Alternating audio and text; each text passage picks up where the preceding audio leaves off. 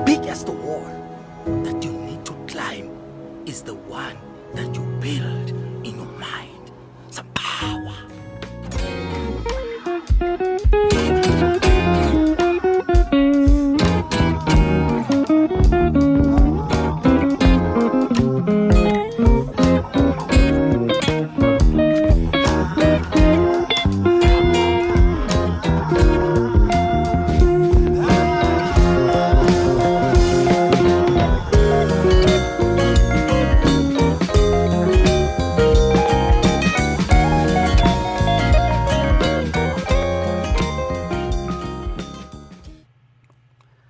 Hey everybody, welcome to the Broward Exchange. It is your co-host Nick, and with me I am joined by my co-host Lewis.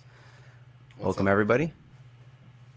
Today we are doing another album roundabout, and both of us last time accidentally brought Canadian albums. We didn't even realize we did it from the same city. This time we have both brought you UK albums, and specifically we're going to be talking about these albums, but also talking about the scenes that they brought with them and that they helped push. So today I have brought Massive Attack's Mezzanine, and Lewis. I have brought Soft Machine's Third. Yes. So all right, let's just get to it. We're gonna go with Mezzanine first. So I want to ask you, Lewis, what was your impression of this? So the of this initial album? impression that I got, like with the album opening, was that it was evil. And I texted Nick immediately. I'm like, bro, this is an evil album. Like, this could kill Playboy Cardi. Yeah, I told him it was vampire music. It's like dark. It's like Nightcrawler music. Yes, it's dark. It's industrial. But It's what very separates industrial. it from other dark and industrial stuff I listen to is that it's extremely sleek. It's like Yeah. sophisticated. Yeah, that's what I like about it. Yeah. I haven't heard someone do that combination super well. I feel like usually one sacrifices one aspect for another. Yeah, you tend to Yeah. see like what makes it sophisticated. I feel like is how clean the production is, Yes. and you tend to see that being sacrificed to make like a more gritty kind of sound, like something like Nine Inch Nails or something like that. But this doesn't do that. It keeps the sleekness. Yes. And well, you say there's the production, but there's also like how thought through the vocals are. Usually for industrial stuff coming from a post-punk or an experimental rock sort of angle, usually the vocals are all over the place or improvised or screamed or sang in a really harsh way. And Yeah, like this I'm thinking of album has Nine Inch none of Nails. that. Yeah, exactly. Yeah, it's And the vocals are beautiful in this album. beautiful. Yeah. So some of them are done by Elizabeth Fraser, who is the singer for Cocteau Twins, which is I love hearing her on this because now I can actually like understand what she's saying as opposed to Cocteau Twins where I have no idea what she's saying. Well, okay. You say you hear what she's saying. I don't get what she's saying. Like that was the major thing for this album. Has some of the like most cryptic lyrics I've come across. I usually like my cryptic lyrics, but most of the time I'm listening to stuff that's psychedelic in nature. So I have like some idea of where it's going. I wanted to ask you what exactly the lyrics are getting at with some of these tracks here. Some of the tracks I feel like the lyrics are just meant to be really evocative. I don't really look too much into the meanings of the tracks, which I don't think you should, because it is in a way kind of like it is club music, and I'll get into why it's club music, but it's like sophisticated club music. Is how I think of it. Exactly. So like Teardrop, the lyrics to me on that song is supposed to like invoke the feeling of post tragedy. It's very dramatic. It's like something like I don't know what happened, but something really bad happens, and someone is grieving over it. That's what Teardrop feels like to me.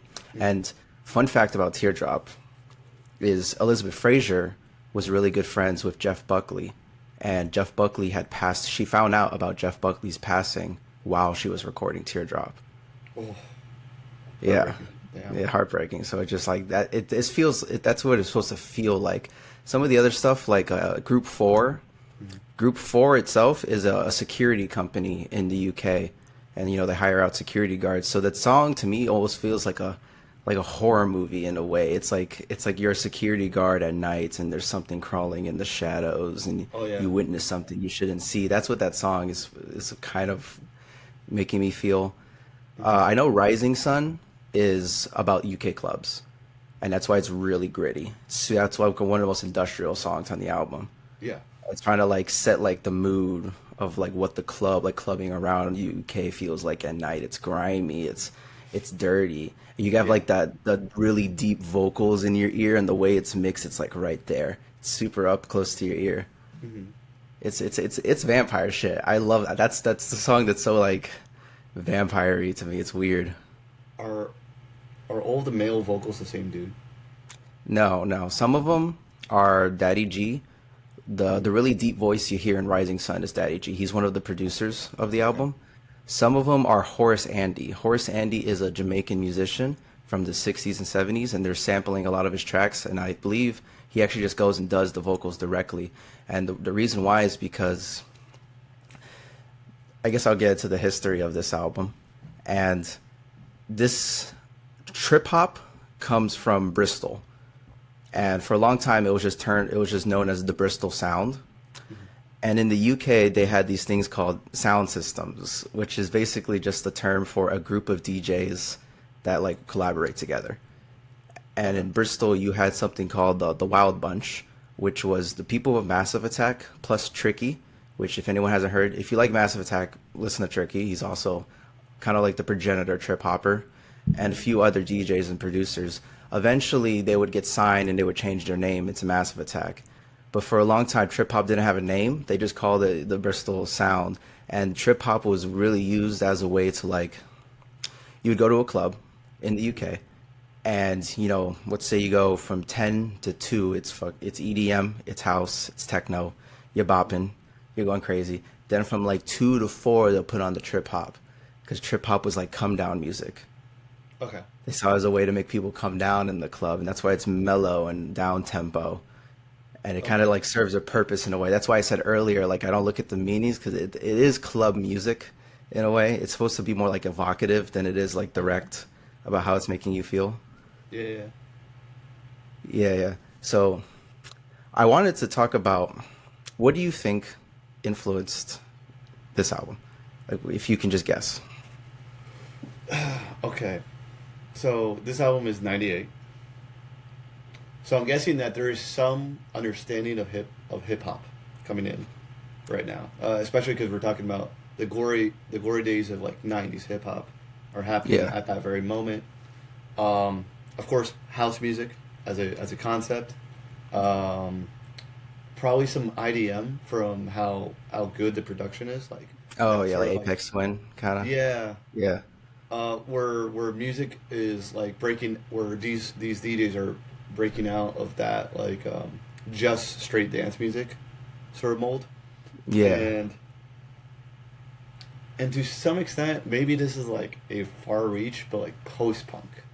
Um, Oh, I was so happy you said that, okay, because yes, yeah, they've cited The Cure as being a huge influence, okay, and Susie and the Banshees as being a big influence okay. I definitely see the Susie and the for Massive Banshees. Attack.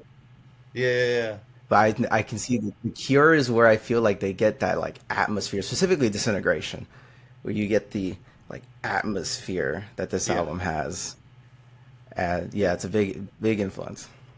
They, okay, I can see a Cure because they're also doing the they're doing this thing where a lot of these post punk bands, what they'll do is that they'll instead of having their atonality or their really dark sounding harmony choices be in one texture. Say like I'm playing like a really dissonant chord on guitar. What they Yeah, would do is do two layers that on their own are harmonic, are nice and pleasant sounding, and when you put them together, they're disharmonious. and it gives it a very rough around the edges sort of sound, and that's what I hear a lot, especially on the last track that you mentioned on Group Four. Group 4, yeah. There's like, well, I can't even tell you because these textures are, for the most part, like I can't tell what is electronic and what's not. Besides the guitar on Angel and the guitar on Dissolved Girl, like that's pretty much it. All the things that are like guitars are instrumented, like they do it themselves. There's actually, I went and looked up all the samples because I wanted to see how this was made, because one of the things is that trip hop does come from hip hop. That's why it gets a name. In fact, the name was made by a journalist, like a music critic in the 90s, reviewing a DJ Shadow song, and he called it trip hop. And it comes from the fact that it's using drum samples like hip hop, but it's like trippy. It's like kind of psychedelic, which is funny because one, I wouldn't consider DJ Shadow to be trip hop. He's more just like normal, like instrumental hip hop. Hold up, for real? No, I wouldn't consider that. There's a difference. There's a difference. What's the difference? Yeah, I think it's in the method, of how it's made, where trip hop is more electronic, and it's not using samples that much. That's why I brought up the samples. In this album, the only samples you're really seeing are drum samples, and you're seeing a few vocal samples, and that's about it. Everything else is either instrumentation or it's done electronically, where hip hop is like samples and turntables. Okay. And yeah, they're using drum samples too, but it's more like how you imagine like a J Dilla or a DJ Shadow, where everything is comprised of samples and there's very little of its own, like just something you make yourself, you know? Okay, but I can totally see the DJ Shadow influence in this as well. Of course, especially the atmosphere and all that. And that's actually a really good point. And that's probably like the hip hop that I'm thinking like inspired this. I don't think like gangster rap inspired this too much. No. You know? Okay. And now is trip hop usually just dark and industrial? Like in the genre? I would say this one is specifically more dark and industrial. Some can't. I feel like dark is definitely a describer. Like trip hop is a night genre. Okay. And that comes from the origins of it being clubbing music in the end of the day. Mm-hmm. But like, would you consider like Portishead industrial? I wouldn't. I don't know if I would do that. Portishead, no, but it's definitely right? like within the same vein. Well, then there is like this like mysterious third position between industrial and hip hop. It's there. It's there. Whatever that is, it's there. Yeah.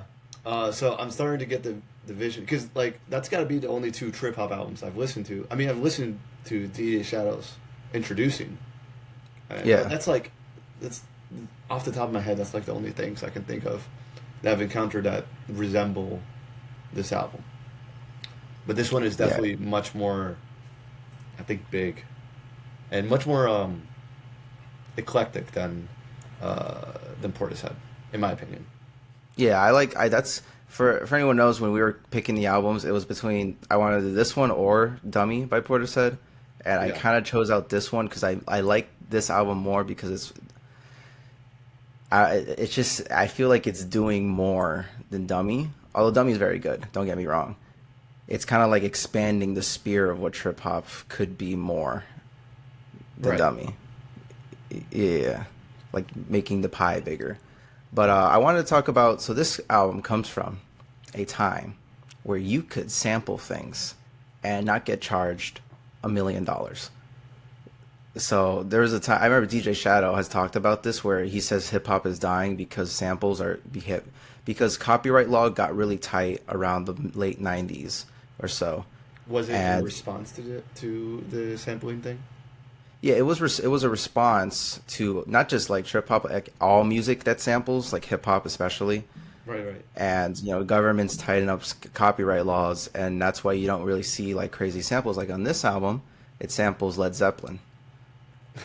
I have a cat, guys. Oh, she has something to say. Oh, do you have something to say? Chocolate, say something. She was rubbing against the desk. No, she's just purring. But this, Say something. Oh my god. she's so big, man. She's just All like, All right. Hold on. Give me 2 seconds to actually open the door. all right, we're back. And yeah, so this album samples Led Zeppelin. This album samples the Velvet Underground, which is like so random. It's in the beginning of one of the songs, and it's Lou Reed's vocals. And what do you call it when something goes from right to left to right to left? Like the sound Panning. thing? Is that tremolo? Or was it called? Oh, wait, hold up. Right to left, right to left. Yeah, when it's going from your right to left So, ear. so audio traveling from one part of the headphone to another is called panning. A tremolo is an effect in which something has the volume lowered down and up. So you can say that you can have both sides like tremoling or panning really fast. I'm not, Yeah, but yeah. yeah. I'm not quite sure which one it's doing, but it's like Lou Reed's vocals, and it's going like like that on each Yeah. ear. It's very subtle. Yeah. And there's a Pink Floyd sample on this album. It's a more obscure song, Up the Kiefer, on this one. But that's what I'm talking about. Up the Kiefer. This is something DJ Shadow would talk about, was sampling became more expensive, and you would, let's say you have a song with 4 samples, each company wants 25%, and then you don't make no money. And that's why sampling was, he believed that hip hop was going to die because of that. But this album was back in the day where you could just sample Led Zeppelin, and it was just like chill. Yeah. Yeah. What happened, man? We got to go back. Now every sample wants $1 million. It reminds me of Paul's Boutique by the Beastie Boys, just throwing in Jimi Hendrix samples, Beatles samples, No Led care in the Zeppelin world. samples. Literally like a shopping cart of like $3 million in today's samples. Just like they just Yeah. didn't care. Which song has the Zeppelin? In the beginning of Man Next Door, the drums are from When the Levee Breaks. It goes dungu chukka dungu Yes. yeah, that. Okay. That. Okay, I can hear that for sure. Yeah. Yeah. Yeah, you could just sample like the greatest drum beat in the world. It Just was put it in the just song. chill. It was just chill. Like, you're making music, you know? Exactly. But yeah. Speaking of Man Next Door, that one has a very reggae influence. It's another influence I like to bring up is dub, and the reason yeah. why is because Bristol has a large black population in Bristol, Okay. so Jamaican music and dub is also really influential, and specifically Massive Attack, and that's why they use Horace Andy, who's a Jamaican singer, on the track a few times. He's the one who's doing the vocals in Angel, the "You Are My Angel." That part's a Yeah. sample Is track that- from him. Is that a sample from another song? It's a sample, but they pitch it up a lot. Oh, okay. Well, it's still Yeah. a genius use. Because like Yeah, I yeah. can see how the melody might fit into a reggae song, but it's so eerie on Angel. Yeah, you can hear it in the bass lines too. Yeah. The kind of like slowed reggae bass lines, like super. I really Super dug mellow. it. I should have said the dub influence. I did notice that on Man Next Door. I did notice that on Angel. I did notice Yeah. that on Inertia. Well, there's Yeah, Inertia Exchange, Creeps. right? But Exchange is Yeah. like, would that be reggae influenced? Like the piano bit. I don't know. I feel like it's like soul kind of. Yeah, exactly. Okay, like Yeah, something it's like soul. that. Yeah, Yeah. yeah. Exchange just functions as like, just like a transition song. How do you It's feel like about that in an like a album? Just a palette song cleanser. that's like, yeah. How do you feel about that? Like just a song that's like, okay, this is the second half. I like it. I like it's a nice intermission, and I like having soft intermissions in dark albums. I feel like it really helps create space and not overwhelm the listener, and especially for an Yeah. album this long. It's like an hour, hour one? Yeah, Yeah. around there. So yeah, you're gonna need that. It can't just be Dread for the entirety of the album. Yeah, no, it's too spooky. It would scare people. Yeah. And this is an album I feel like you have to listen in album form from beginning to end. What? Because How what come? were you saying? No. How come? Because it's like it's such a mood. You really got to put yourself in it so you can get Okay. immersed in it. You know Yes. what I'm saying? It's just like you got to Yes. slink into it. It's very suffocating in a way. I in fact, I had difficulty um, m- like finding the time to listen to this record. Not because I didn't have time, but it just felt really weird putting on this record like in the daytime and driving around Yeah, to it. I'm like, this yeah, just doesn't fit. But at nighttime, it's so good. It's so yeah, crisp. Yeah. And this goes to prove that there is definitely day albums, night albums, seasonal albums. Like, there has to be by definition because there's night vibes and there's day vibes. yeah. Yeah. I wanted to talk about how what trip hop in this album influenced and how it Okay. like changed music a bit. One thing I want to bring up is so hip hop, trip hop takes a lot from specifically the drumming from hip hop and the way they sample the drums. Hmm. That's kind of where you get the hop and trip hop. But I want to talk about how much later trip hop influenced hip hop, like in the 2010s, Okay. and specifically someone we know and love, Kendrick Lamar. I specifically Good Kid, Mad City. That album to me is so. If you just listen to the production itself, if you Hmm. imagine the productions and you take away like the trap drums, the productions on the album are so down tempo and like electronic in a way, Yeah. and Okay. it kind of reminds me a lot of this. And I feel like I was validated. I was vindicated in this belief because on Kendrick's Mr. Morale, he takes Beth Gibbons to be the vocalist on Yes. on one of the tracks. Who Beth Gibbons is the singer for Portishead, and to me that was like first off, my first reaction was, the fuck is Beth Gibbons doing on a Kendrick Lamar album? Yeah. Second reaction was, they're gonna make me cry, and my third reaction was, it all makes sense now. Yes. It's come full circle in a way. I think I also thought that a lot. I thought that this production also reminded me a lot of Soundwave's production in Yeah. general, but not so much in Good Kid, but more in stuff like Untitled Oh and yeah, yeah. even the brand new GNX. I haven't heard GNX Oh my all the God, way yet. I know I dude, should because I'm like this like he's a at it priest. again. It's King Kendrick, all right. He already is I don't back need to at it. say anything else. Yeah. I also want to bring up like JPEG Mafia having a lot of Okay, electronic influence from this. Flying Lotus. I can see the You can Flying hear it? Lotus for sure. Especially the first Yeah. few albums from Flying Lotus, like all the stuff. Not the first few albums, the first few projects, first few releases. He releases all two. What was the album? It's got like a gray sun on it. Oh, Cosmogramma. Yeah, like the the releases all the way up to Cosmogramma have more of this trip hop drill influence Yeah. and it's like, oh, Flying Lotus is from the UK, so Yeah, it is very UK electronic yeah, music. yeah, yeah. Yeah.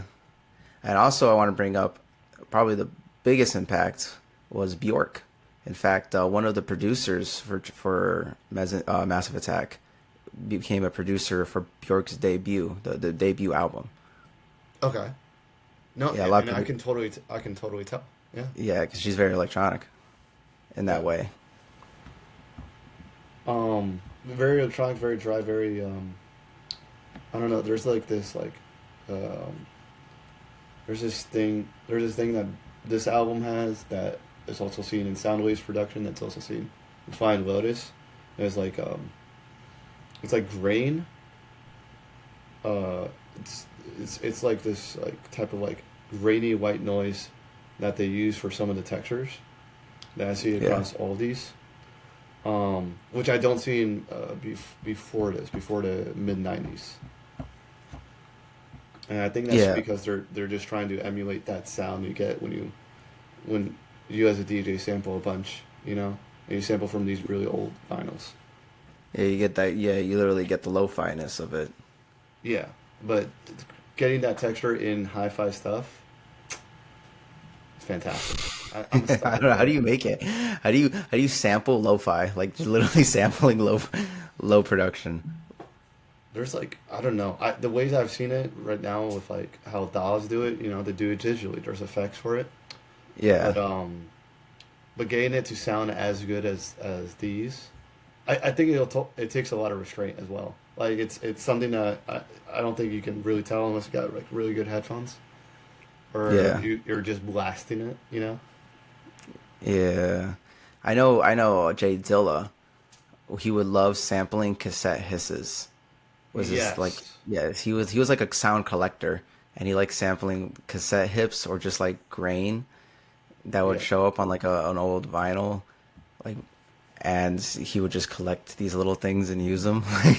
Yeah. Aphex Twin, same thing. Yeah. These guys are just like they're listening to sounds all the time and they're like, that's musical. And that's what happens when you sample because you're just like no matter how bad this record sounds fidelity wise, there might be a little magic in here, you know. Yeah. Yeah, and I think that is a beautiful art right there. Yes. And if I wanted to listen to other stuff um,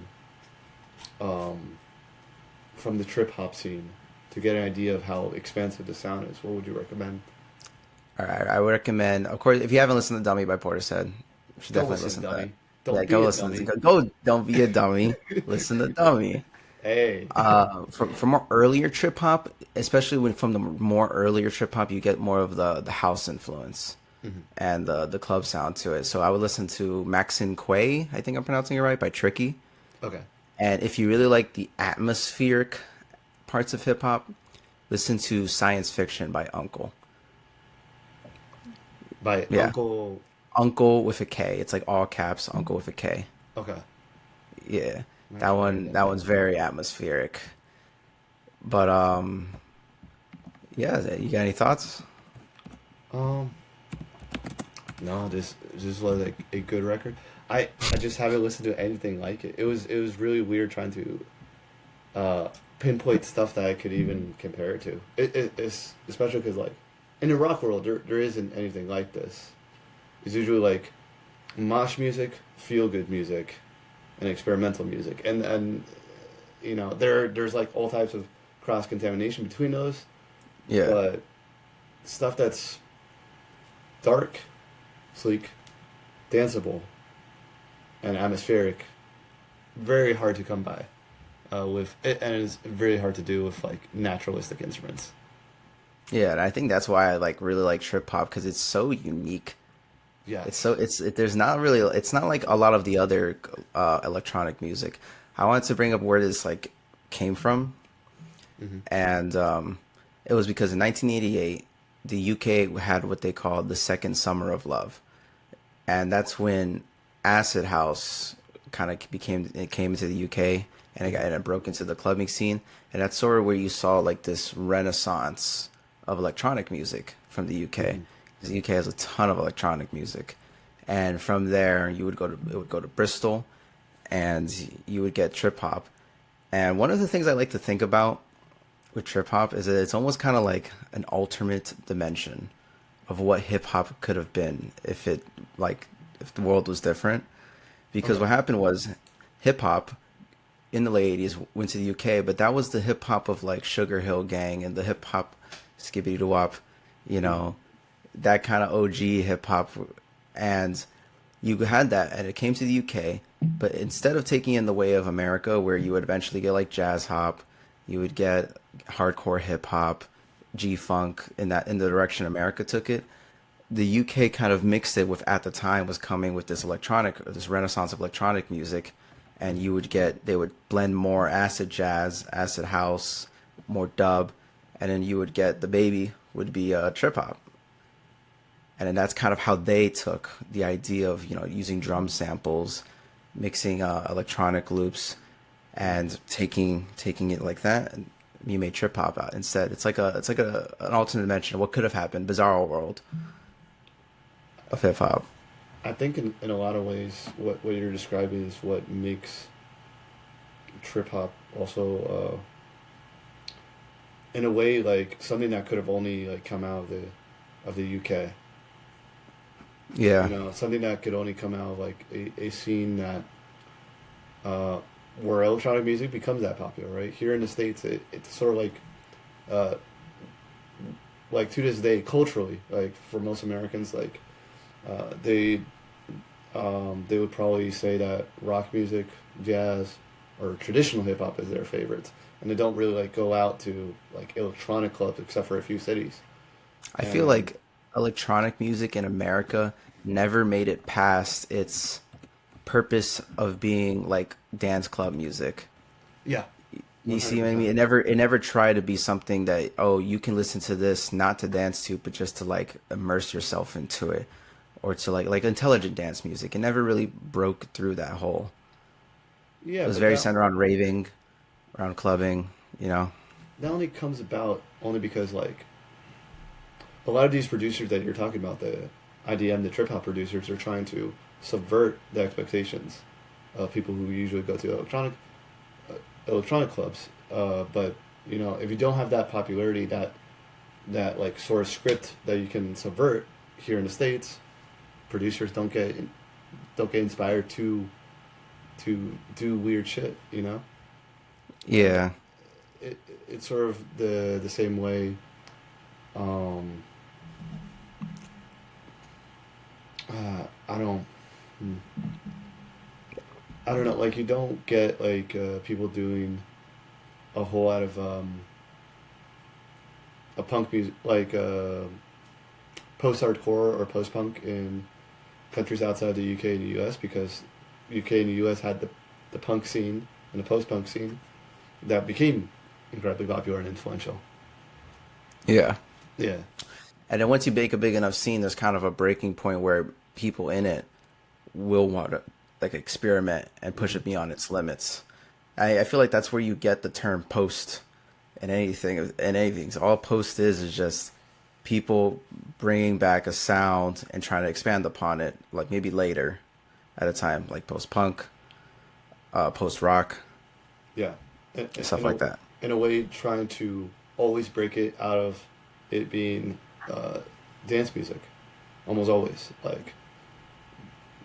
driving like driving music to be a sit down and listen experience rather than a dance experience.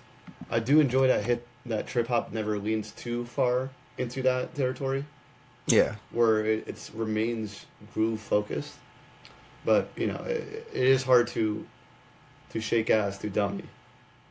It's great. It's a great record, but like, Yeah. it's not like Screamadelia. Like Screamadelia is like definitively like, oh, this is the type of music that was popular in '88 in the UK. You know? Yeah, yeah, yeah. You really, it's not really. I mean, there's some danceable songs, but it's not a house album. It's Yeah. not. It's not that. It's not trying to be that, and I think it's perfect. I think it's Perfect. perfect where it is. There's some danceable songs, but I feel like this goes into music's internal struggle to not be music.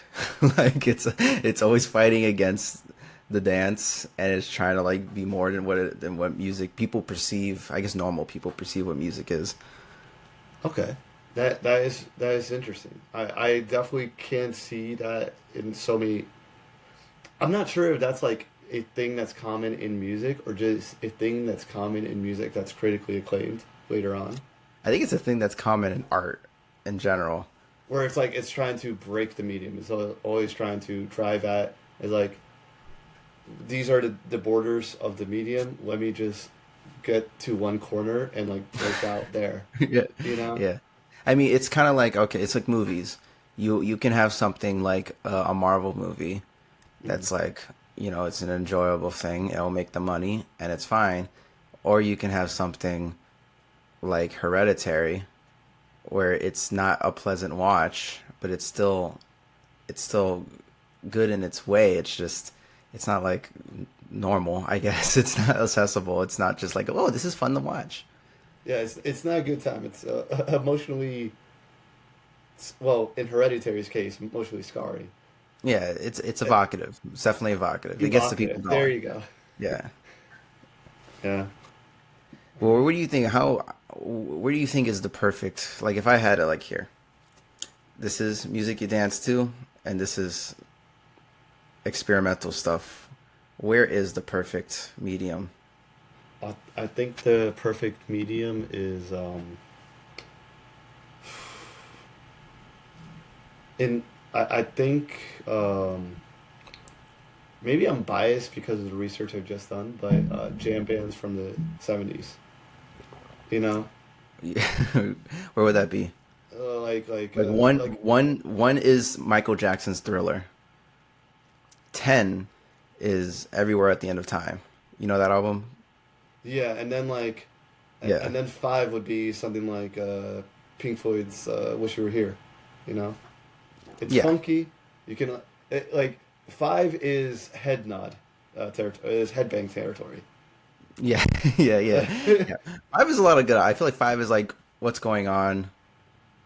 Yeah, it's just Four would be like Abbey Road. yeah. Six six would be maybe like King Crimson, like in the court. I was thinking like something like jazz fusiony, like Like what do you? Zappa. No, Return to Forever. Like Zappa is way over at nine. Like You really think so? It depends on the Zappa. it depends on the Zappa album. It depends how horny he feels in this moment, actually. How much does his guitar want to kill your mama at this moment? Yeah. Yeah. So where would you put if you had those? So where would be the '70s jam bands 70s on jam that scale? bands are like five or four ish for me. Uh, That's where you think. yeah, and you can tell because like if you look footage at their concert, there's people in the front dancing, and there's people right next to them, just watching, just being Listening to music like this. like, yeah. And then like everything else since then has been like breaking off of like of those two. Hmm. Where would we put Mezzanine? Does Mezzanine sit comfortably? I feel like it's a four. As a So, four, because it's still like I it don't really know. depends the audience. I mean, there's people who I That's think that true. if someone is looking for pop songs that they can dance to, yeah, this would be like a seven. Yeah, yeah. But Like like, if you went to an EDM club and then this shows up, you're gonna be like, I'm not trying to cry right now. I'm trying to pump it, you know? yeah, but if you go to industrial club, a goth club, like this would be a solid four. This would be a solid three. Yeah. You know, See? Yeah, yeah. um, yeah. So like, what's danceable, what's highbrow, what's lowbrow, changes by the Yeah, audience. depending on the audience. Yeah, That's big. So, yeah, I love this album because trip hop, because it offers a sound that is so unique to itself that it's like, you ever feel like there's a sound in your head and you're waiting for the album to fill it until you can find it? oh, dude, for Like sure. there's a square hole in your head and you're just waiting for the circle, you know, like, oh no, I'm sorry, There's the square to fill it in. there's albums like that. There's also albums that like I didn't even know that square was there. Like, this album it actually might be like I didn't even know that square was there. Yeah. But I see what you mean of like you're just like, well, the possibilities are there. The building blocks are there. Why Yeah. is no one picking them up? Well, it's just like it just as we were saying, it just takes a very unique scene and time for to birth this. And I feel like it's gonna be the thesis of this episode because we're talking about scenes. Is Yeah, like how incredible all the stars had to align for these sounds to be made in these albums. yeah, and it goes to show that we're not gonna run out of music styles or genres, dude. Nah, Like, there's always nah. going to be technological, cultural, and political constraints that will lead to more and more interesting sounds. Yep, it's incredible. Yeah. So I love this album. If y'all haven't listened to it, listen to it. You're probably here because you listened to it. Um, but I guess we'll move on to the next one. You got any Okay. thoughts? Um, good, good sound. I like sound. Very good Broward sound. Exchange approves. Broward Exchange approves. You approve. Is good album. It is 6 out of 7. I'm gonna give it a 6 out of 7. Yeah, I'm gonna give it a 428 out of 500, and I'll go fuck myself. It's good. It's good. Yeah, it's good.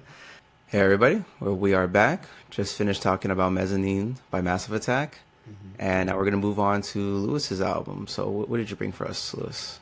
I brought Third by Soft Machine. Third. Three. I love bands who just names their albums one, two, three, four. They don't need any introduction. Like that's really every single album that was like volume 3. It's Black Sabbath, bro. You know, It's it's more of what you want, you know. It's just it's Zeppelin, bro. Like what you need to know. They're gonna jam on it. yeah. It's very simple. But I'll tell you. So this album, Well, what are your thoughts initially? yeah, I'll tell you. So this album's very weird, just straight up. It's a Yes. four-song album. The first song opens with 5 minutes of droning, and I'm like, all right, all right. And there's parts that are like it's very it's like experimental jazz in a way where it's just kind of droning and tinkering about, but then all the disharmonies will kind of come in and it will sound Hmm. amazing, and then it'll go back out, and then they kind of jam around again, and Yeah. it kind of doing the thing where it sinks back in the disharmonies make sense, and boom, Yes. and yeah. And I don't Um. know how, like, are all these songs jams, or some of them jams, or what is written here and what is not? It is very hard to tell, even after doing research. The construction of this album is very uh, DIY, and it's very they're really trying to hit like every single type of recording they can get. So like this first one, Facelift. This is a a compilation of, first of all, they recorded um, the same song but recorded in a bunch of different ways. So we have one live recording from January 4th, 1970, and then another one from another venue, January 11th, 1970. Then on top of that, these are mixed in together, either in segments or on top, with sections that they recorded for for a multimedia project that Soft Machine got contacted for, in which they made an improvised film soundtrack. It Hmm. wasn't completely unheard of for psychedelic bands to be doing this at the time.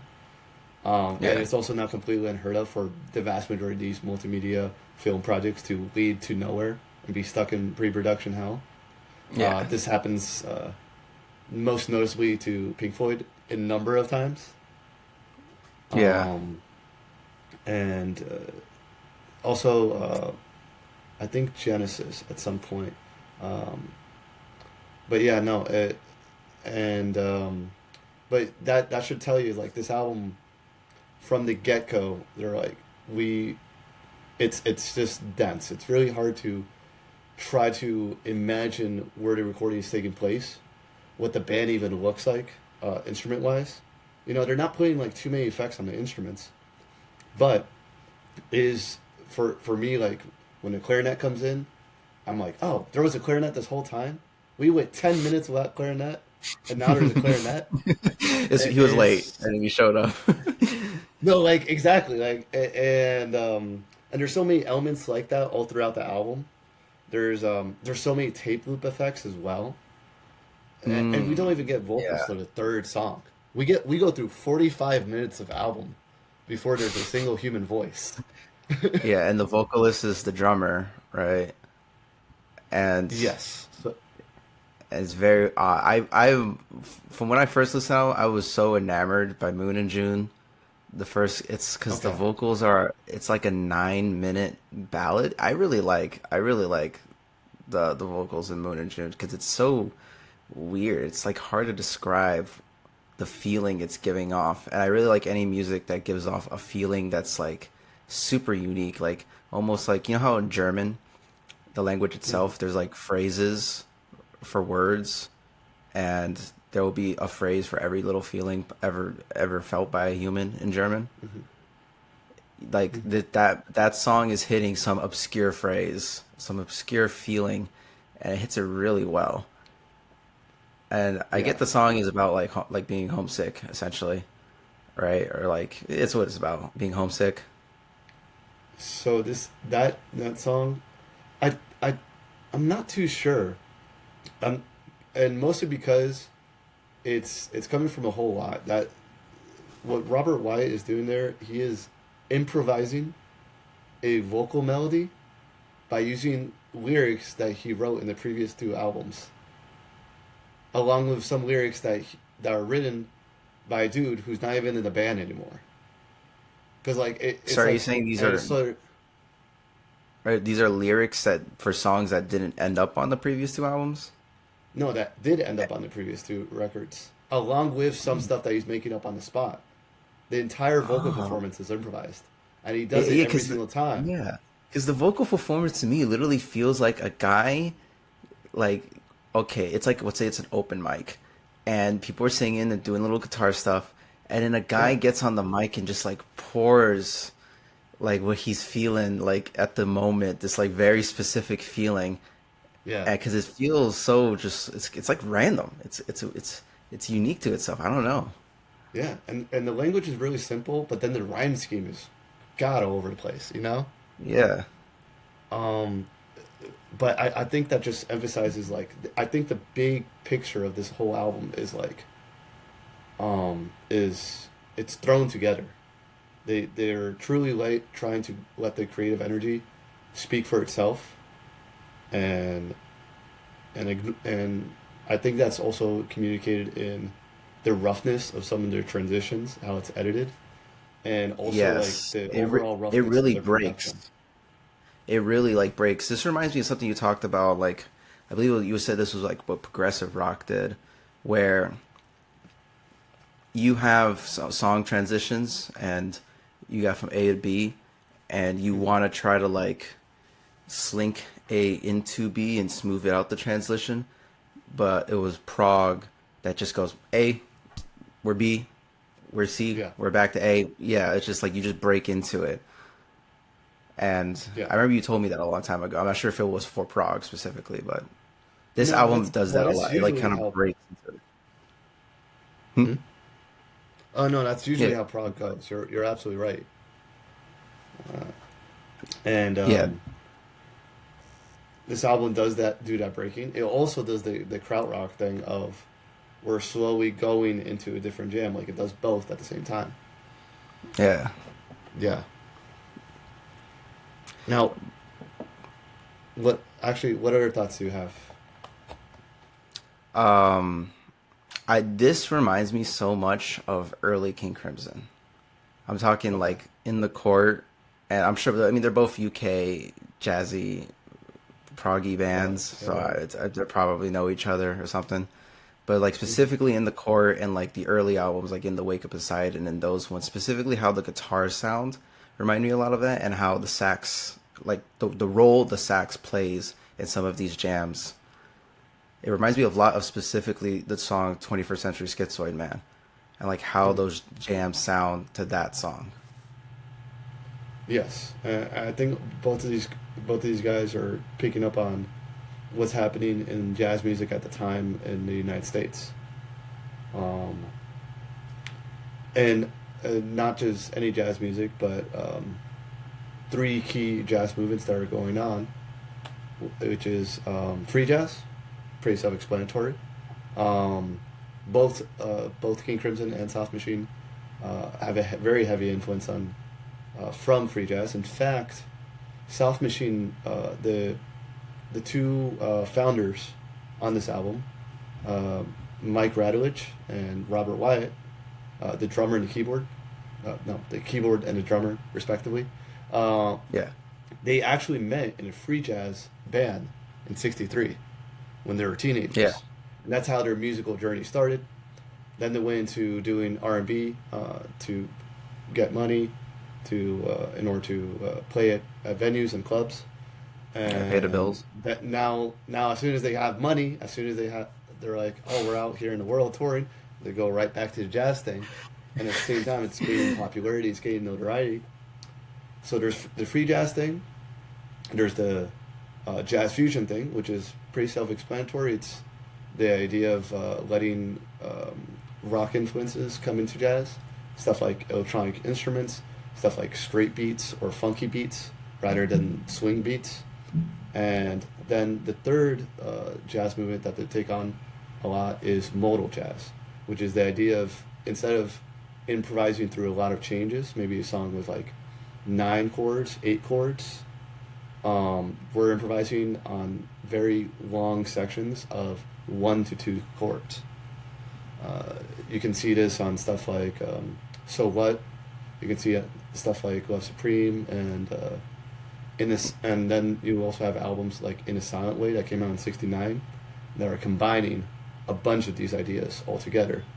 Or Tony Williams' Lifetime, which also is combining a bunch of these ideas together.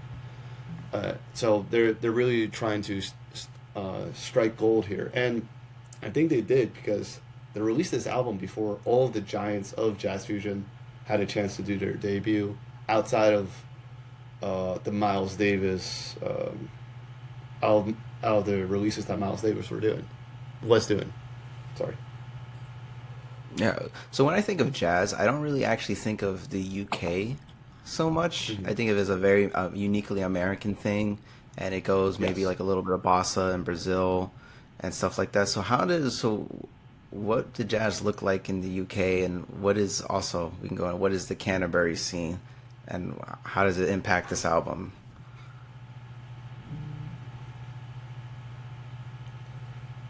You cut out like crazy. I'm so sorry. I did. Okay.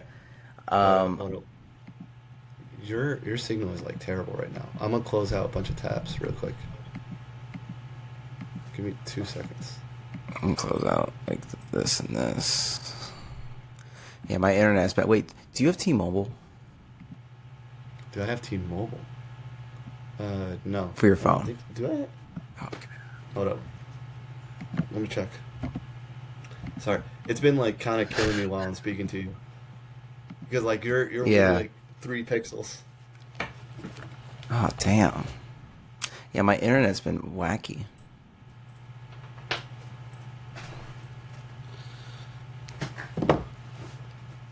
I do have Yeah, T-Mobile.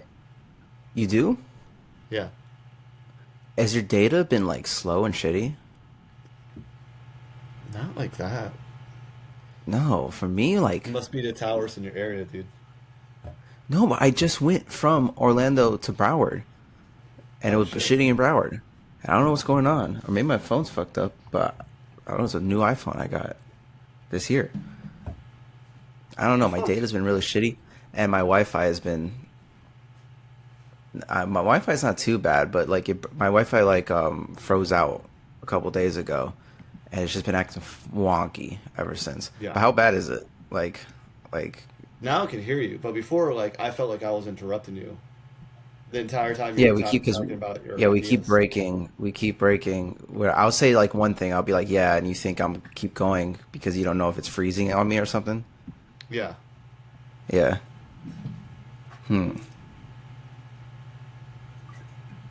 Okay. So I guess we'll keep going. I mean, yeah, we just have to raw dog it. Yeah, we got raw dog it, I guess. Yeah. Does it look fine from your angle? Like, do you look fine, or do I Oh. look fine? Oh, when it comes to the video, you remember how we were freezing the last time? And I was worried Yeah. it might come up on the video. It doesn't come up on the video at all. It's entirely just video call. and the audio doesn't break at all either. So it's literally just a Fuck video yeah. call. So yeah. Okay, fair enough. All right, for sure. Um, All right. where do you want to continue from? You were asking your question about jazz. Yeah. Well, on one, where we start? 3, 2, 1. Yeah. So I wanted to ask you. When I think of jazz, I don't really think of the UK too much. I think of it as a very uniquely American thing. And yeah, it spreads out like a bit. Like you got like bossa nova in Brazil, and like jazz, Japanese people love jazz. So how did the jazz make its way to the UK? And also, what is the Canterbury scene? Because this album is kind of like when I go on like Rate Your Music, I see Canterbury scene, but I don't know what it is. I just know it's like funky jazz rock. And how did that all impact this album? What is this? So, all right. So jazz in the UK, as far as I can tell, has always kind of been a thing, but like very very niche thing, and really gained prominence through the prominence of blues bands and R&B bands that started coming out in '65. And one really and two really big bands that really pushed jazz improvisation to British mainstream was the John Mayall Bluesbreakers Band and Cream, both of them featuring Eric Clapton. And John Mayall, he was very influenced by jazz because he's an American who was born in America, immigrated to the UK, and he brought all these blues records, all these jazz records with him. And with Eric Clapton and the Bluesbreakers, he made the first British blues record in '66, and that had a huge effect on the British scene at the time, because they also had the same mentality as like blues is an American thing, blues is a thing for African American musicians, not British musicians take from blues, but they turn into rock music. They turn into what the Beatles are, what the Stones are. And you listen to John Mayall, like that's like it sounds, it's the same exact style as something like Freddie King or something like B.B. King. Yeah. And and from there, that's where people started having the idea of doing long improvisation. And at the same time, there's also Cream introducing the idea of doing super long jams. So I think that's where it first entered the consciousness, and then it got solidified in the consciousness because of the arrival of Jimi Hendrix, and everyone wanted to jam like the Jimi Hendrix experience. Yeah. And any person that can tell you that has listened to Cream, listened to Jimmy both live, can tell you that Jimmy was kind of reaching for what Cream was doing, and then infusing just a little bit more jazz sensibility to it, a little bit more blues sensitivity to it, and these all these drummers for all these bands are drummers that started in jazz bands. Ginger Baker started in a jazz band. Mitch Mitchell started in a jazz band. Robert Wyatt started in a jazz band. Not Robert Ayer. Mm-hmm. We have Kevin Ayer, but he's no longer in Soft Machine. So the Canterbury scene came about in the city of Canterbury, which at the time was a pretty conservative place. There's not a whole lot of hippies. There's a lot more classically trained musicians, and in this town, in this town there was a band called Wildflowers. The Wildflowers were an R&B band that had a bunch of members from both Caravan and Soft Machine, and they pretty much played from 64 to 67. They didn't record a whole lot, and I've listened to the stuff they recorded. It's not what we think of as Canterbury scene. It is very much like standard R&B, like British R&B that would be played in clubs at the time. Stuff that sounds exactly like the Rolling Stones, but then as they're playing along, they start taking in some more jazziness, some longer solos, and just in time for Jimi Hendrix to appear in the scene. And just like every other British band at the time, they took notice, they took influence from that. And apparently, according to my research, there was one acid trip which the band took, in which they both halves of the band got the brilliant idea of like, what if we make like a side project where we just jam all the time, and that's where we get Soft Machine and Caravan. Oh, so wait, Caravan's And like is Caravan like the front, like where they're actually trying to make like songs, and Soft Machine is where they jam? no. So Or am I confusing Caravan it? is like three. So there's like six members of the Wildflowers at this moment. Yeah. They're once again they're rotating out all the time, but there's six at that time, and then three of them, Robert Wyatt, Kevin Ayre, and Mike Radulich, they're like, we should form Soft Machine, so they go off and do that, and then Okay. the rest of the members go on and form Caravan, and this isn't like they have like they have like such serious disagreements that like they can't be in a band. Like these members would constantly rotate out of each other's bands, Caravan and Soft Machine, all the time, Okay. all throughout their careers.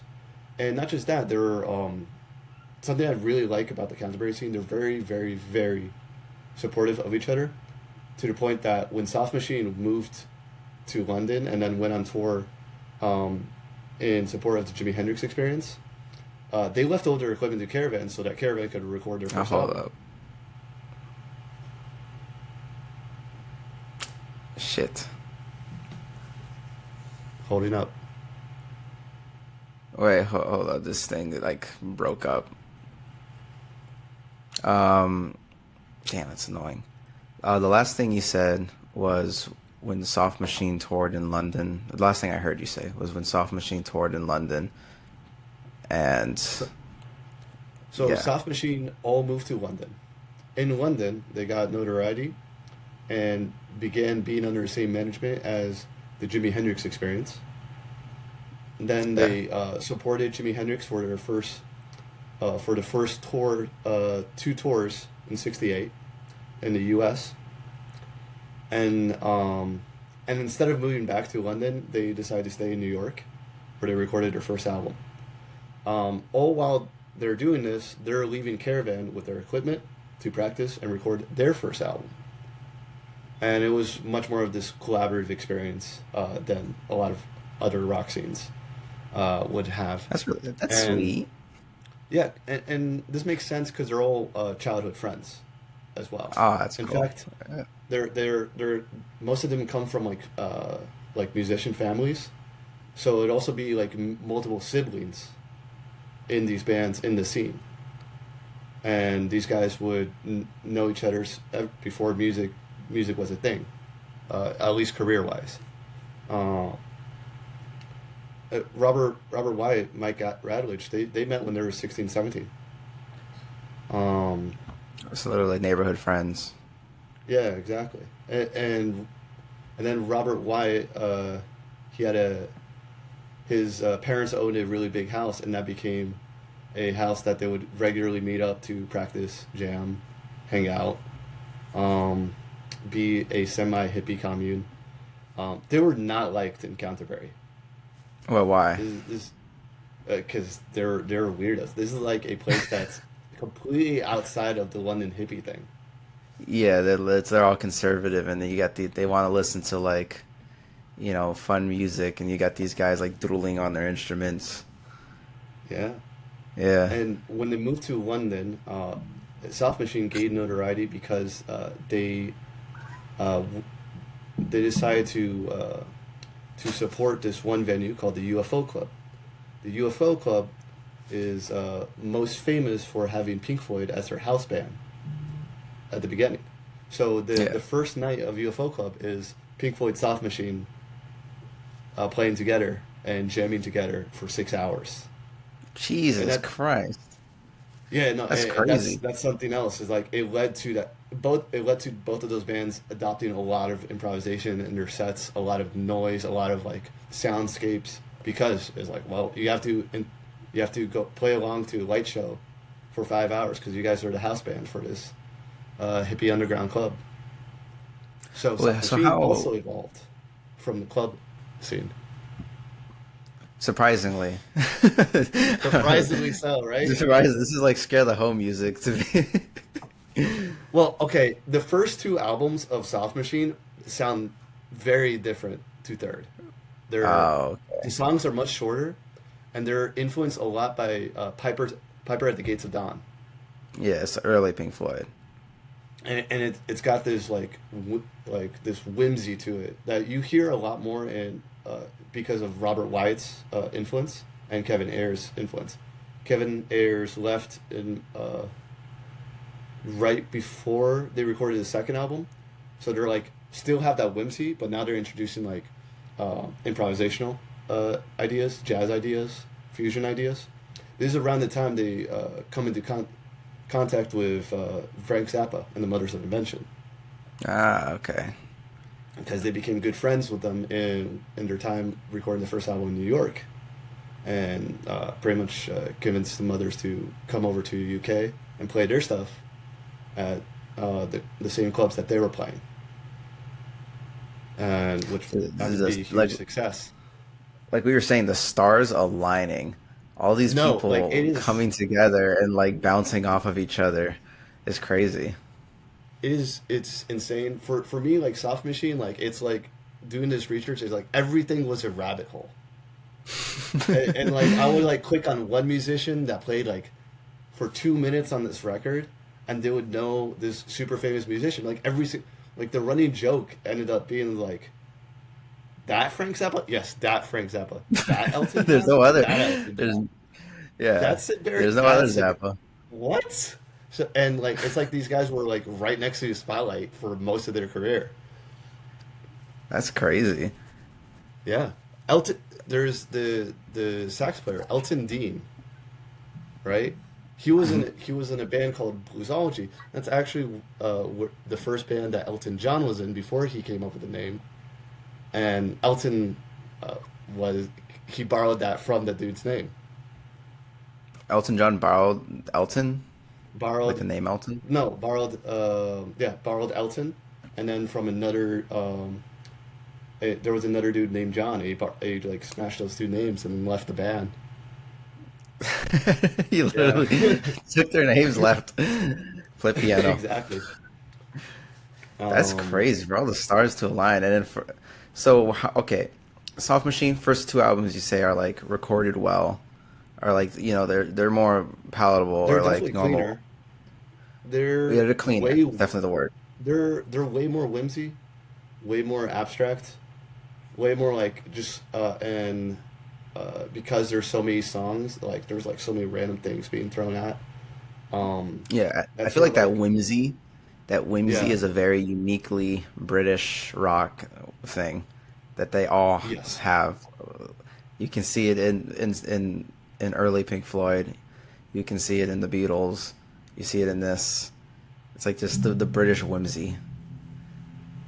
yes, and you can see it in other like prog bands like Genesis, like Yes. In fact, both components of Yes met at the UFO Club. Um, What is going? like no, the UFO This is Club actually crazy. connects all these everything that would eventually be considered British prog onto the scene. Um, and That's honestly, crazy. I reading about the dude who started it, Joe Boyd, kind of made me want to do an episode on him. He's is Yeah, like the amount of recordings that he helped produce. I was like, there's no way, bro. that's I've never crazy. heard of this dude. What is going on? Yeah, we got But like yes. prog rock Avengers over here. Like everyone's showing up.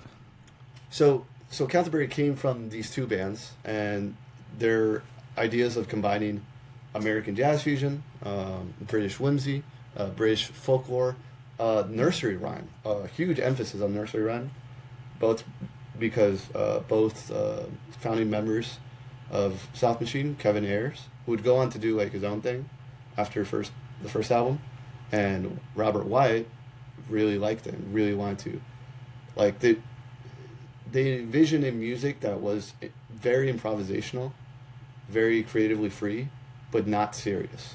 Like have the creativity of a child, almost, Hmm. which was different from most jazz at the time. Most jazz, very sophisticated. Even free jazz, you know, it's highly academic. Yeah, Ornette it's all Coleman very... is still showing up in a suit. Yeah. Because it was like club, but like old school club music where you showed up in a suit and it Yeah. was very fancy. It was like that. I feel like they didn't come from those same cultural traditions of like high regards like that. So they felt free to, you know, make whimsy music like that. Hmm. And Yeah. that's a good thing because you and I talk about like the idea of putting yourself. Children are inherently more creative than grown-ups at the end of the day, and try to put yourself in that childhood kind of the being able to freely grasp ideas and let them go, find a new one and let them go. That's like I haven't really heard someone talk about that in the realms of music, and how to make and then writing music. Well, I feel like the Canterbury scene really like has that energy because these guys are all super tight musicians, like Mm-hmm. like incredible musicians. A lot of them will go on to even collab with a lot of well-known jazz fusion artists, and even inspire a whole different style of like British jazz fusion and British prog. Uh, but I think a lot of them are coming from this place of uh, let's not have like super serious regard for stuff like genre or stuff like what a song should be or what it should not be. Like Moon and June doesn't have verse and chorus. It just sing, sing, sing, sing, sing, sing, sing. Evolve, evolve, evolve. It just goes. It's on a It little just like journey. and that's the thing. Like all the songs on on this album, like there's no beginning, middle, end. They have sections from different recordings. Like, okay, let's go through this because there's only four. The facelift is two confirmed live recordings and then intermix with tape loops from those two live recordings, like on top of it. So that's what They you're hearing sample at the itself. no, yeah, that's what you're hearing the reverse tape towards the end. It's Yeah. literally the same track, just reversed and sped up What? and then harmonized. Yeah, What? That's crazy. and then mixed in with some abandoned project that they had. Then you go to the next song. The next song is literally just a medley of a bunch of songs they haven't released yet, and they're just jamming So over the medley. it's just like a Frankenstein of all Yeah, of these songs that never were. that never were, and then other Canterbury bands later on will do the same. Like will do medleys. Like medleys was a really big thing for them, where they just like mash a bunch of songs together, and they would even like borrow pieces of each other's medleys. So there's like a bit here called Backwards. There's a song called Backwards in this medley called Slightly All the Time Yeah. that Caravan puts on their medley in '73 on this album called For the Girls That Grow Plump in the Night. That is literally the album title. Yeah, and then like you go to Moon and June, all of the lyrics are improvised or borrowed. Then you have jamming. Then you have the third part where it's you have like you have a violin part and a keyboard part that's like really messed with in albums in tape speed to produce a weird drone sort of thing. Yeah. And then you have Out Bloody Rages, which has like it has these sections of minimalism music, beginning, middle, and end, and then Yeah. like jamming in between. So yeah, every single I even with how it's still whimsical, it's still childlike, it's still creative. Even when they drop the lyricism, even when they drop the very like toyish fairy tale imagery that you can see in a bunch of other Canterbury bands. So yeah, Canterbury scene came out of Caravan and Soft Machine and their ideas of combining highbrow music and lowbrow music, combining improvisation and turning it into something that could be fun and psychedelic and really childlike. And then a bunch of bands from around the area, a lot of British bands, and even some European bands, took notice and took notes.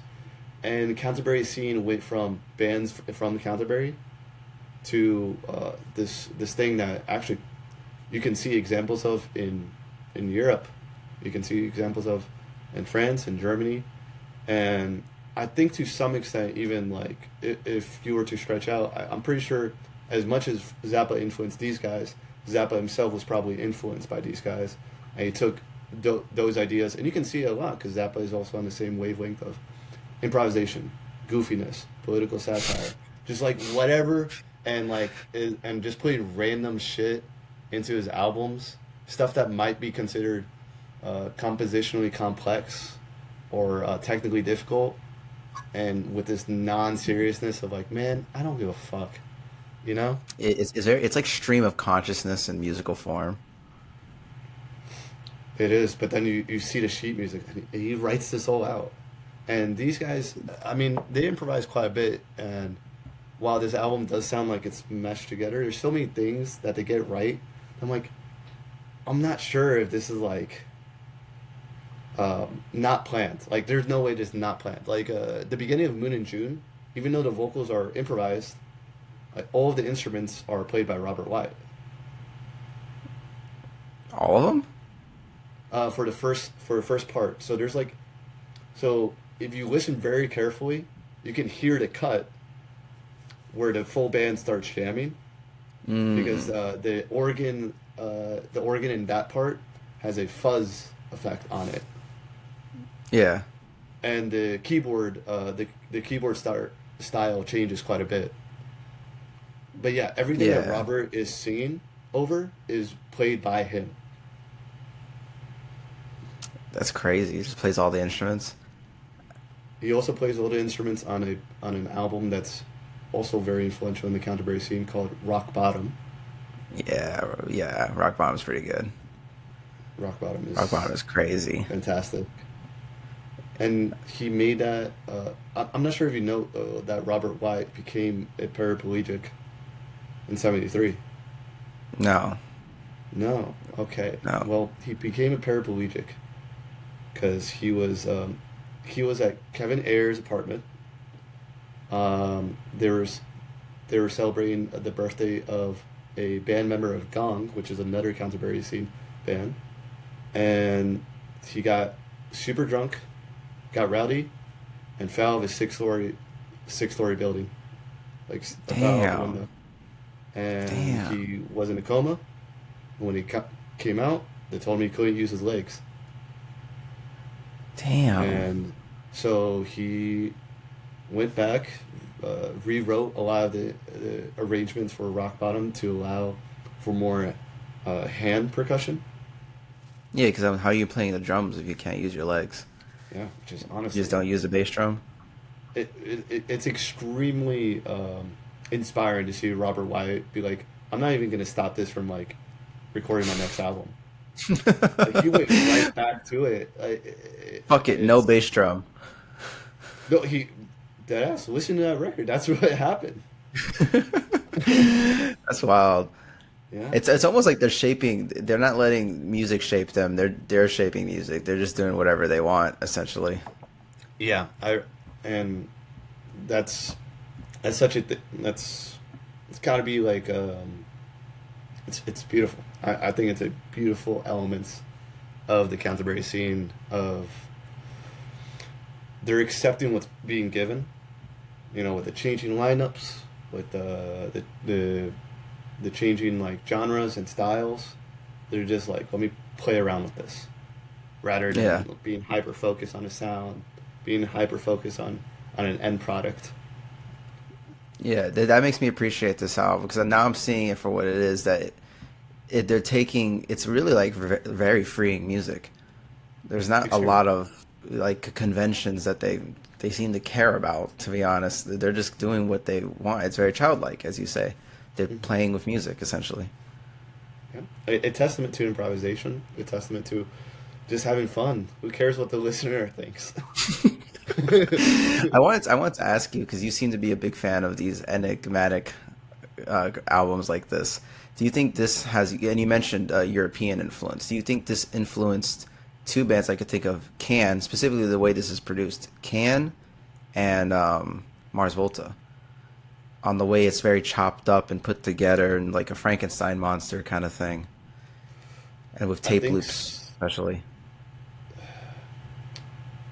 I am not sure, mostly because Can and Soft Machine are developing. Well, Can is coming in later. Monster movie came out in '70, and I am not sure if Canterbury has influenced krautrock or krautrock influenced Canterbury. Canterbury is in the southeast of the country, so they're Yeah. getting that's why they're getting a lot of influence, a lot of more European influence in their songwriting than a lot of London bands at the time. Yeah. And I also see that might be why the band also picks up on tape effects, electronic instruments, such as sequencers, and moving away from stuff that's like mellotron. So, for those who don't know, a mellotron is a type of synthesizer that's you've definitely heard it if you listen to Magical Mystery Tour. It Yeah. is a giant, so it's a keyboard, but like a synthesizer, it has programmed sounds. Unlike a synthesizer, it's not electronic. Those programmed sounds are recorded on tape, and every time you hit a key, it plays a short 2-second recording, and people would fill it up with like violin samples and whatnot. But this is really small, really lo-fi tape, so it has and it wears down with age extremely quickly. Yeah. So it has that warped lo-fi sound that you hear on stuff like Strawberry Fields Forever. And they moved away from that into synthesizers that are straight up electronic, and their sounds are made by the frequencies of the electronics rather than something they've recorded. Because I can imagine the mellotron's probably really hard to play, and really cumbersome to keep up with. Yeah, that's why you just use it for vibes. But like the way, but then you can also make some really like incredible orchestral sounding stuff that you can't even do with an orchestra, like how the mellotron is used in the core of the Crimson King. Those like strikes at the end of Epitaph, or at the end of in the court of the Crimson King, like the title track. If you hear the that like sort of attack. Oh, yeah, okay, Yeah. that's the mellotron. Yeah. Well, the mellotron is both that and also what's underneath, which is like the long sustained chords. And it's not like I the know 2 what you're seconds talking are about. up. It's not like when the 2 seconds are up, the recording stops. It loops back around. Oh, so it's definitely something you want to have more in the background of the mix in a way. Yeah, but it gives it like, because of that, the way string instruments work, and the way they record a sound. When you play a note, as you play the note, this is especially common with like guitar and lyre and lutes. The note starts to drop a little bit because the frequency is slowing down as you play it. And you can sort of hear it out of the mellotron, so it gives it this like warp sound. Yeah. Warp sound. That is like And, that is an instrument that is so unique to its time. I don't know if we're ever seeing honestly, something like like that again. it like ages your album so much. Yeah. Like it's like, oh, this is late '60s. There's no other time someone would use That's this. it. It's That's so it. cumbersome, by the way. It's super expensive and it's super hard to maintain. So yeah, no Yeah. doubt we left that shit the minute we could. But these things, the idea of electronic music, the idea of loops, and the influence of minimalism is all coming in from Germany. And I don't know if they're listening to krautrock like that. I Yeah, couldn't yeah. find You don't anything know like krautrock chicken or bands the playing egg, in. kind of. Yeah, exactly. And but I could go on to say that like I can see it going much more on the side of they knew about each other or have heard of each other, and but those ideas are being picked up. I mean, it's the '60s. It's just music students are now, instead of influenced by Elvis Presley, they're influenced by Jimi Hendrix and Pink Floyd, and Yeah. want to engage with that in an academic rigor, with the idea of like, well, I'm a professionally trained musician, so I can infuse it with maybe some more avant-garde ideas or maybe some more technicality. Yeah, I feel like that's a big thing with this scene specifically are these professionally trained musicians who are using their professionalism to break the rules as much as possible.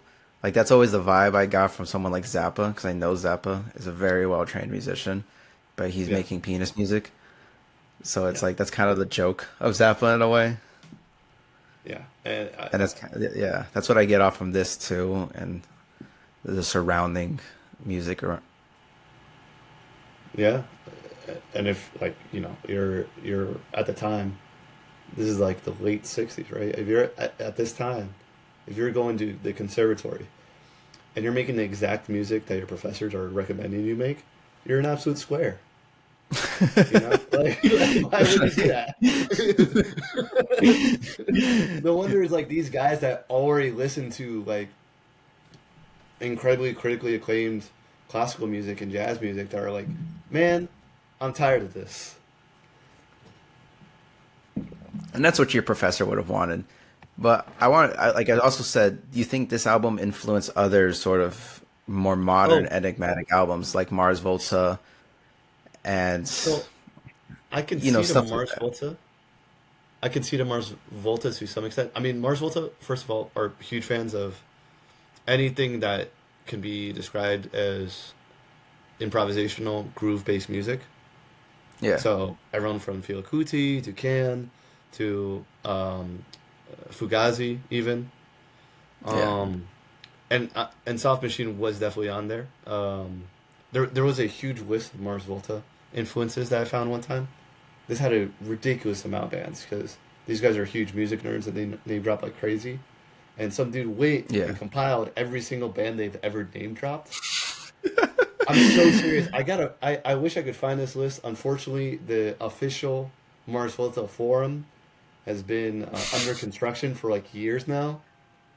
All There wasn't a all lost, all of this like lost. I actually have it in like screenshots on my phone. in the sands of time, lost the Mars No, Volta forum. dude, this is like it was crazy the amount because it wasn't also every single band ever name dropped. It's every single band they've ever wore a T-shirt of that band to a show or a This photograph. is this is like Um, Nardwar. This is what Nardwar does no, it essentially. is what Nardwuar does. I was like, did Nardwuar write this? Because there's no way. They even had like quotes from every interview. Like it had links to every interview that like with the band that got mentioned. Yeah. Um, and but South Machine's third definitely had an impact not only on them but like just like all improvisational music since then. I feel like it's got a huge influence on so many jazz fusion bands, and not just third, but just like the idea of South Machine in general of like this jazz is no longer tied to blues or ragtime, but now it's based off the culture of whoever is playing it. These Hmm. guys um, are guys from a somewhat quiet city in the UK, somewhat non-cosmopolitan city, UK, really old city, UK. They're going to infuse that old-time British culture in it.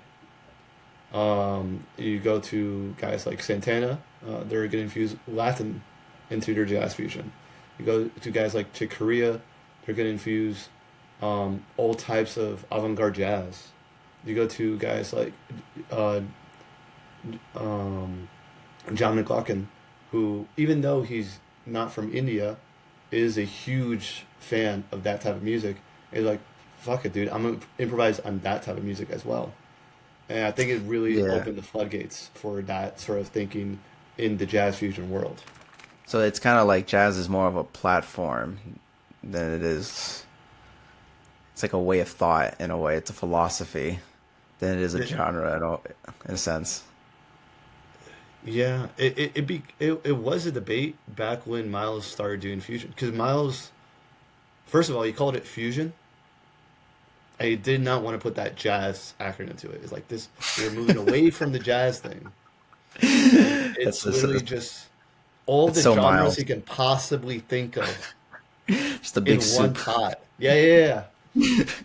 And he would be he would get mad when it's called jazz. But I mean, he's Miles Davis. He gets guys who are in the jazz scene in New York, and but to his credit, fusion did become its own thing. It's very hard to call Bitches Brew a traditional jazz album, like because it's not. It It's is very it's much its own thing. it's bitches brew. Exactly, It's it is it's it's its own Bitches thing. Brew, and Yeah. uh, so so it becomes a debate: is jazz music, blues, improvisational music from New York from African American artists, or is jazz music any modern improvisational music coming out of the Western world? Oh, what do you think?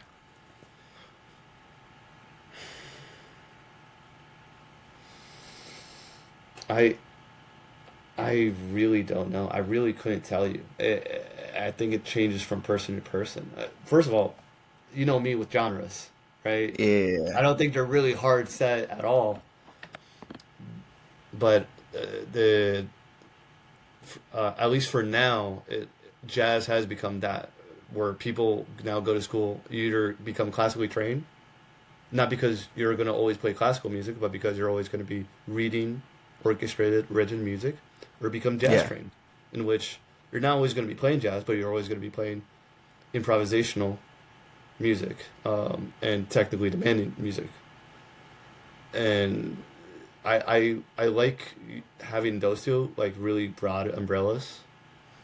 Um, that being said, it's hard to to say that being a fan of Duke Ellington makes you a fan of Bitches Brew, or makes you a fan of Soft Machine, or makes you a That's fan what of I'm Mountain thinking, Musical right? Orchestra. At what point, if I just don't go to a normal person, I go, oh, I like jazz. Oh, they're gonna think of like Louis Armstrong or like maybe like Duke Ellington and stuff like that. But then in reality, I'm out here listening to Soft Machine and Frank Zappa and stuff like that. There's a point Yeah, where it's kind of untethered. Like jazz is untethered. I really do think it is just a philosophy at this point. yeah, And yeah, I don't think there's a problem with that. Like you said, it's a split between classical and jazz. And, you know, I can maybe say something like, oh, I like bebop. And then that could bring your brain into a specific kind of sound. But jazz, it's flown away. yeah. It's its own enigma. It's a philosophy at this point.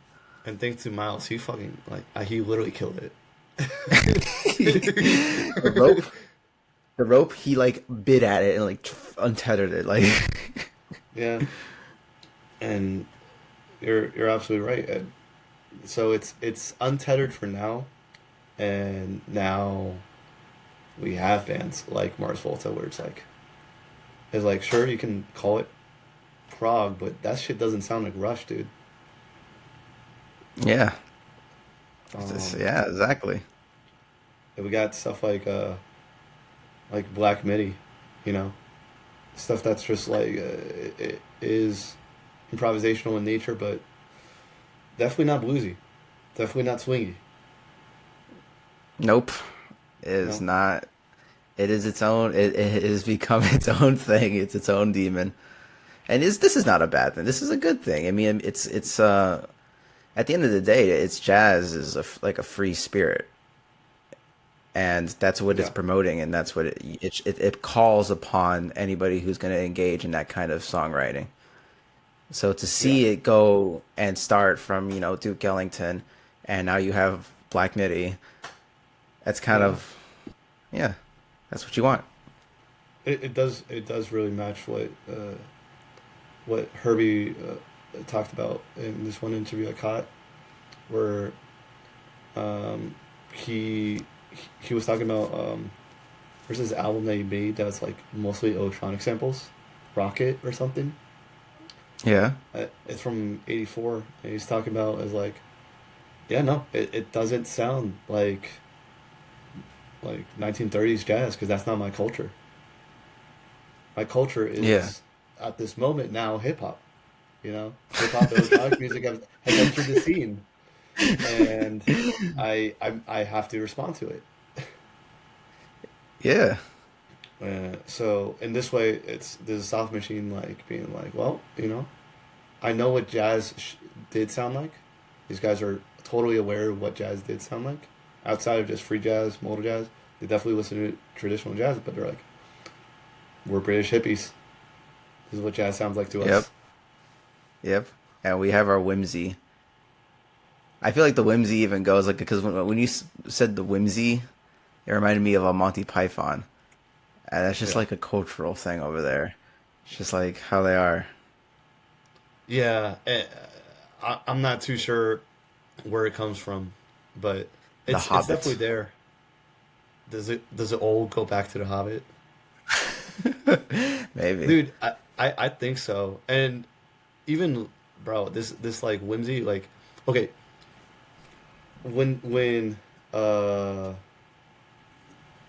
when trying to figure out trying to look at the clubs that these guys would like um go to and play regularly at, they all got whimsical ass names too. Like it's not even Canterbury. I mean, we talk about the UFO Club, the Yeah. Night Tripper, The the Night Trooper? no, there's one called Middle Earth. There's one called the Mothers. There's n- Yeah. it, no relation to Zappa, by the way, the Mothers. No. And there was another one, but that I didn't write down. But yeah, and then in the States, it's like more. I want to say, it, I guess it's more slick. It's more cool, and British people don't. At Yeah. least in the early '60s, they didn't care. They're like this is Yeah, fun. yeah. Who cares about being cool? Yeah, they're just like literally just fucking around. Like that's what this album is. Yeah. And I Yeah. feel like so do you think if you are a musician who likes to Mhm. jam and wants to think outside of the box a little bit, should they listen to this album? I think if you're a musician, you should listen to this album. Like You there's just said I it. and if you can, um, if there's any album that this reminds you of, please let me know because I need it desperately. I've listened to this album like 10 times over the course of these past few weeks, and I'm like, I can't get tired of it. And other jams, like the only other jams that like from that have the same feeling and also are just as good, also are from um, the two Caravan albums, um, in the land of Gray and Pink, especially that the B side, they have a 20-minute jam called 9 Feet Under, 9 Feet Underground, uh, which is a reference to the basement where they all would jam in. And Uh, uh, and Caravans, if I could do it all over again, I'd do it all over you. Both of those have fantastic jams that are really similar to this album. Also, of course, should go without saying the first two Soft Machine albums, and yeah. maybe King Crimson, but King Crimson has still got its own thing, and I I don't would think say it. like Can maybe like Future Days. Future Days, yeah, but even Yeah, Future Future Days Days. has a very unique feel, in my opinion. Yeah, like it's like, but that's it's like it's hard to find an album like Third. It's about Yeah, the closest I can come up with right there. yeah. But yeah, if you could find an album like this, if you're like, please, Please let me know. Please, we have a bounty if you can find anything like We'll- this. If you, the listener, find an album like Third, you'll get on this show. Guaranteed. Well, you'll get on this show. There you You'll go. be on this show. We'll interview. We'll be like, how the fuck did you find an album like Third? Where did? Yo, what basement did you find this cassette tape? Come on. Yeah. But But yeah. yeah. Any closing thoughts? Any closing thoughts? The UK is such a powerhouse of different genres. Like, I'm always shook every single time. There's so many unique sounds that come out of it. This probably won't even be the last, second, or like Third, second fourth, to last, fifth. or fifth to last Yeah. podcast in which we both accidentally pick UK albums. Yeah, it is kind of crazy Yeah. how such like a small island is steaming with so many good music scenes and so many incredible albums. Yeah, and of such varied styles. Like, it's not like there's a British sound. I mean, I just did atmospheric electronic album, and you just did like a jazz fusion rock album in one Yeah. episode right there. So there you go. There's a spectrum right there for you. I mean, there's like, yeah, exactly. There's like country like Puerto Rico, where there's a bunch of good music coming out of Puerto Rico. You listen to it, and you're like, oh, that's the Puerto Rican sound. You know, Yeah, it's salsa, merengue. That's yeah. So yeah, no. Thank you, British people, for being whimsical and also dark. Yeah. Yeah, they did some good in this world. They did But don't some- thank they- you for the British Empire No, and thank you all for its the British many. Empire. No, That's why no, I'm no. hesitant to say God bless, because You know, you're trying to make it up. You're trying to Pretty damn playing close. catch up. pretty damn. I mean, they gave us the Jimi Hendrix experience, so you know, Yeah, It they gave might us David almost be Bowie. even. I mean, they gave us Pink Floyd. yeah, the Beatles. That's really good. Yeah. So yeah, but that's my closing thought. You got any closing Yeah. thoughts? My closing thought is after this episode, I greatly appreciate this album much more because albums like this do like trip me out because I'm like, what am I looking for? And I don't know how to put how to think of albums like these like as a whole. Like there's parts that are fire, like Moon June is really good. Some of the times when the jams break in on the other songs, like slightly all the time, super fucking good, like crazy good when that happens. And then, but when I hear it as a whole, I don't know how to put it together, and I think you've done that very well. And I greatly appreciate this album a lot more now. I can see why people acclaim it so much. Yeah. Yes. And honestly, I would have never listened to Mezzanine because, you know me, electronic music is like outside of my radar at the current moment. Yeah, I mean, you hopefully like some. with time. I mean, I do, but hopefully with time, I get a sense of the map. You know, I like an artist here, yeah, an I know. artist there. Yeah, you like IDM, like you like Boards of Canada and Apex Twin. That's kind of where I know what you like. Yeah. Yeah, and hopefully I can explore some more of that stuff and hopefully some more trip hop. Now that I have an idea of what I should be looking for or where it's coming from, its context, you know? Yeah. So, if you, the listener, have anything to say, you can put it in the comments below. Mm-hmm. And if you find an album like Third, you can tell us directly on this show. You'll get on this show. You'll get on the show. You can say whatever you want. Anything, honestly. You can just talk your mind. Like, just want some friends, you know? We're just chill. find an album like Third.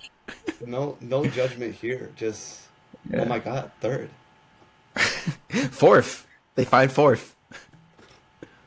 Nah. Next thing you're gonna tell me there's like 7 of them. What if there's 8 of them? That's a little tough. Ocho. 8. Like maths. Alrighty. All right. Thank you for coming to the Broward Exchange. I hope you all have an amazing day. Enjoy yourselves and jam on. Jam on. Jam on. All right.